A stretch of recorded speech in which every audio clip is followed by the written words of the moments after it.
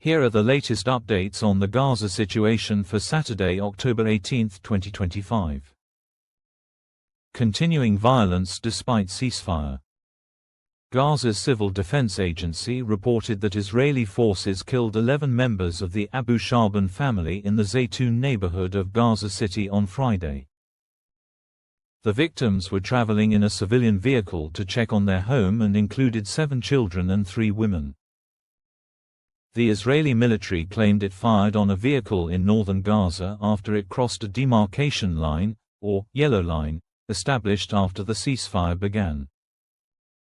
Hamas's armed wing, al-Qassam Brigades, said the Israeli army has violated the ceasefire dozens of times, resulting in 38 deaths since early October.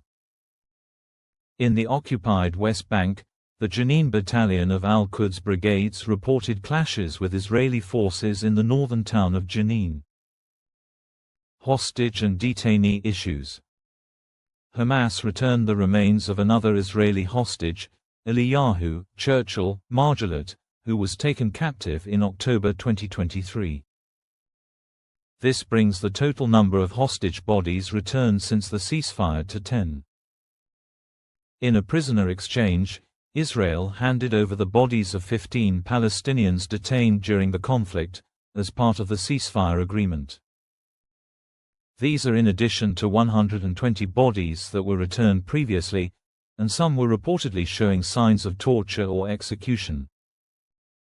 Families of Palestinian medical personnel held in Israeli prisons demonstrated in southern Gaza, calling for the release of their loved ones. Escalating humanitarian crisis. Humanitarian groups report that aid supplies remain critically low, with Israel continuing to block deliveries despite the ceasefire. Hospitals in Gaza are still struggling, with many damaged or destroyed. Al-Shifa hospital is operating at less than 10% capacity and lacks necessary supplies. The UN World Food Programme, WFP, reported that food access remains a challenge, with many people still facing nutrient-deficient diets. International developments. Diplomats say Egypt is expected to lead a global stabilization force in Gaza, but decommissioning Hamas weapons is a significant challenge. France and Britain are finalizing a UN Security Council resolution to provide a legal foundation for a future international force.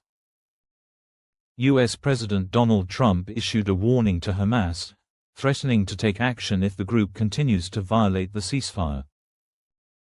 Qatar reaffirmed its support for the Palestinian cause and the sovereignty of Palestinians over their natural resources. Palestine Action Group won a legal bid to challenge a ban on their activities. The International Olympic Committee, IOC, criticized Indonesia's decision to ban Israeli athletes from competing in the World Artistic Gymnastics Championships.